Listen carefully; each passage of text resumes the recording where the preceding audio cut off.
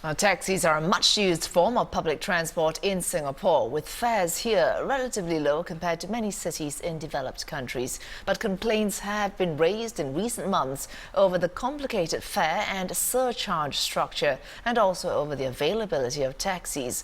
Authorities have announced efforts to make the fare structure simpler and easier to compare across different companies. In this week's Spotlight, Saifulbahri Ismail finds out how taxi fares can be made less confusing and to what extent this will lead to a better cab experience.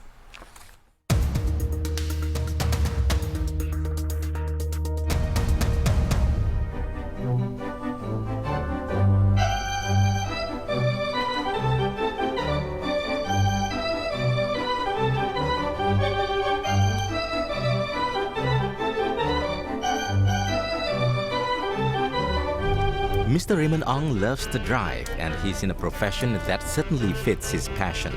He's been working as a taxi driver for 14 years. Like all cabbies, he gets to meet different kinds of people every day. And he has been speaking with more passengers who express concerns with the taxi fare structure. They say it's too complicated and there have been calls to simplify it. Whatever the fare structure, we taxi drivers, we feel that it should be should not make difficult for our business, as well as must have sufficient enough for income for family. There are about 30 types of taxis on the roads across 7 different brands, with more than 10 different flag-down fares. These range from $3 for a Toyota Crown to $5 for a Chrysler 300C. The taxi fare structure also includes surcharges to signal to cabbies which areas typically have higher demand for taxis. There are 8 different surcharges based on time and area. For example, commuters have to pay a peak hour surcharge of an additional 25% of the meter fare. There's also the city area surcharge of $3 from 5 p.m. to midnight. The authorities are mulling over adjusting these surcharges, but this needs to be carefully balanced. We are looking at possibly simplifying the structure so that commuters are not, completely lost when it comes to looking at taxi fares and surcharges. But at the same time, you want to make sure that there is still some signalling effect where the taxi drivers are concerned. One transport analyst believes any attempts to remove a surcharge, for example, the Central Business District surcharge, will need to be compensated.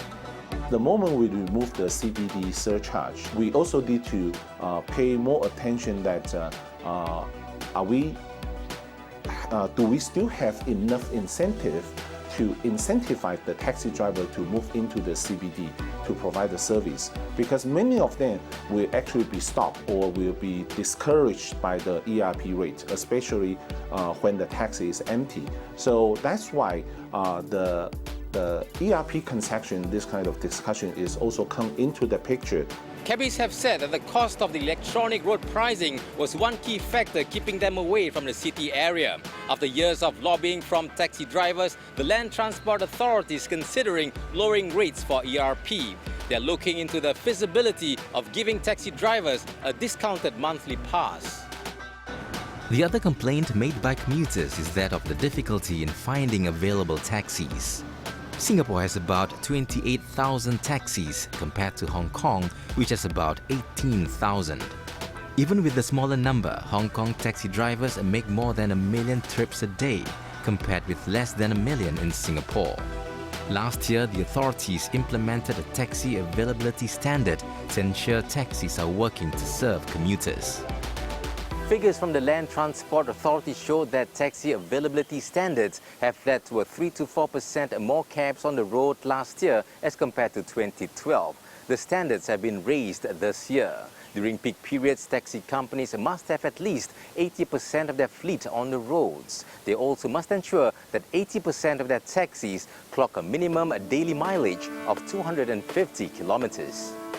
Industry players agree that getting the right level of surcharges could enhance taxi availability by making it more attractive for taxi drivers to ply those areas. That's why any move to remove surcharges must be carefully considered. Commuters say taxi fares can also be simplified by standardizing the flag-down fare. The flag down rates, yes, I think it's confusing. I mean, almost to the point that I don't really bother anymore with them. I mean, I just grab the taxi the first available taxi that comes along the way. So people know how much they're going to pay with a given route and the different kind of cab that they're getting into. I mean, especially a visitor or somebody from out of town wouldn't really realize that. However, any form of standard flag-down fare may be much more expensive than present rates. Maybe, let's say, boarding, irrespective of timing, no peak hour, maybe it's just maybe $8, $10. Then throughout the day, no surcharge, no all the additional. I mean, easier for the commuter. I understand it's high, but then what you want to do? Okay, you want to increase to what? $4, $5? It doesn't make any effect. Okay, let's say increase to $4, you take out all the surcharge, then you find that overnight all the taxi driver will resign. They're bound to have some problems. Say, for example, for those people who drive Toyota Crowns, whose rental is much lower than the current new vehicles like Sonata or even Hyundai i40. So there's always a dispute from the drivers. So it's not fair. If they will say that it's not fair because of the different rental. The taxi rental structure can also be complex and confusing. It is based on the age of the vehicle and the type of models.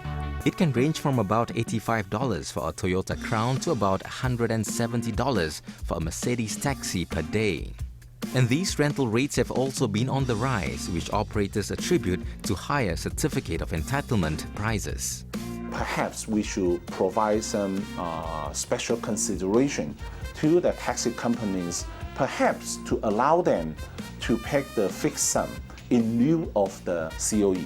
Then I think the taxi companies, they wouldn't have so many reasons to rent out all kinds of the different flag down rate, even to the different kind of rental rate to the taxi drivers. Taxi fares have been deregulated since 1998, and any adjustments do not require the approval of the Public Transport Council. Even though authorities are looking at how to simplify the fare structure, the National Taxi Association believes there's no need to overhaul the entire industry. The question is, where should regulation be a bit more tightened and where should certain gaps be addressed? We want to work every cab harder, but not every taxi driver harder. Once you put every taxi to work harder on the road, you'll be able to max out the available taxi fleet in order to meet the demand.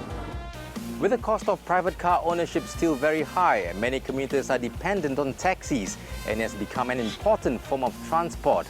While efforts are ongoing to improve the reliability of train and bus services, commuters also expect the same for taxi services.